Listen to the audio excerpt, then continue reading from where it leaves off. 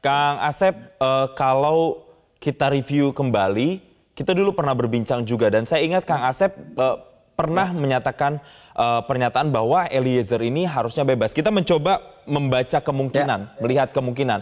Kalau sampai dengan titik ini, Kang Asep masih punya keyakinan bahwa Eliezer akan bebas atau ada hukumannya, hukuman penjara yang tetap nanti akan diemban oleh Richard Eliezer? Saya sering katakan, sekali bebas tetap bebas. Bagi Eliezer sekali, kalau saya hakimnya, saya bebaskan. Karena gini, kan gampang kok sudah berpikirnya. Eliezer melakukan perbuatan itu atas perintah jabatan. Ya, perintahnya siapa? Si Sambo. Sambo itu udah berpakaian dinas, satu itu. Kedua, waktunya tidak ada waktu untuk menolak Eliezer seperti Ricky yang ditawarkan. Waktu itu situasinya sudah mencekam. Nah, mencekam inilah harus dibuktikan oleh ahli bukan hukum. Jadi ketika di ruangan yang kecil, yang ketika lihat waktu hakimnya melihat kan di bawah tangga dan sebagainya, Eliezer dipanggil, sebelumnya didoktrin, sebelumnya suruh diisi senjata, suruh tembak. Udah ikuti permainannya Sambo lah, suruh dihajar.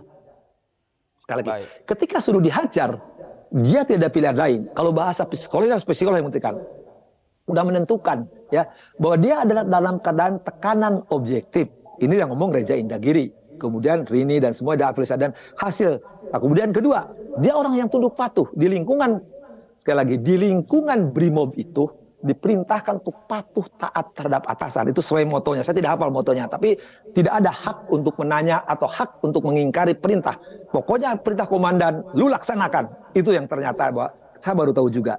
Ketiga, yang lebih penting adalah penjelasan Romo Magnis. Saya suka sekali ada penjelasan Romo Magnis, seorang maha guru, seorang begawan yang mengatakan, ya, dalam keadaan kebingungan, dalam budaya tunduk patuh dan taat, dia harus melaksanakan. Jadi dilakukan oleh Eliezer itu adalah perintah jabatan, ya, sekali lagi, dalam situasi yang tidak memungkinkan, tidak ada pilihan lain, karena dia tahu situasi waktu harus menembak. Bayangin kan, tidak mungkin dia tidak tembak kawannya kalau tidak atas perintah.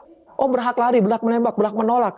Ya kalau dia tidak nembak, ya dia ditembak, habis. Karena terbukti, dia udah terkena di bawah kan. Dan sebelumnya sudah ngisi senjata.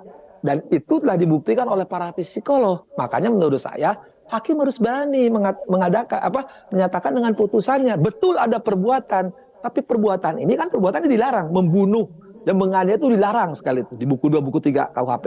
Tapi orang suka lupa. Di buku 1 tuh ada alasan penghapus. Ya, menghapus kalimatnya menghapus loh. Setelah menghapus baru memperingan, baru memperberat. Jadi semua perbuatan itu yang dilarang bisa hapus. Pasalnya jelas. Karena terpaksa. Contohnya begal. Saya begal, Jason. Jason tusuk saya, matilah saya. Jason bebas. Lepas. Ya. Karena apa? Karena terpaksa membunuh saya. Karena saya jadi rampok. Kedua, perintah undang-undang. Dia datang ke Medan Juang. Dia bunuh tuh lawan-lawannya. Ya nggak apa-apa mau perintah. Ya ke Tinombala, kemana itu kan, ke Papua gitu kan. Nggak jadi masalah kan. Itu perintah undang-undang melaksanakan ketertiban masyarakat kan. Ketiga, ya yang lebih penting lagi. Itu orang suka mengatakan, itu militer katanya, polisi. Lah, KUHP pasal 51 tuh KUHP itu berlaku untuk sipil dan polisi. Ya, di militer juga sama pasalnya. Jadi jangan suka mengatakan itu militer. Apalagi Brimob ini kan semi militer. Jadi sekali lagi Jason ya, bahwa Richard Eliezer itu kalau saya hakimnya, saya akan pertimbangkan terbukti melakukan ikut serta perencanaan pembunuhan. Namun ada alasan penghapusan pada yang bersangkutan, yaitu menggunakan pasal 51 ayat 1. Gunakan 2 azas yang saya katakan dengan jasanya, idamun itu. Jadi dia atas perintah jabatan tidak dapat dipidana. Itu kalimat pertamanya, tidak dapat dipidana. Kedua, menggunakan azas imandat. Dia yang menyuruh melakukan, dialah sebagai alat dan beban tanggung jawabnya kepada yang menyuruh. Jadi sekali lagi, bagi saya, Richard harus lepas atau bebas. Kalau bebasnya karena dia tidak unsur menghendaki, tidak kena ya, sengajanya mengetahui tidak menghendaki. Tapi kalau lepas perbuatan itu ada, cuma dia ada alasan penghapus. Tapi sekali lagi saya hormat kepada majelis, silakan majelis mengikuti pendapat yang mana. Tapi sekali lagi, kalau saya hakimnya pasti ya Richard saya lepaskan dari tuntutan hukuman. Ya.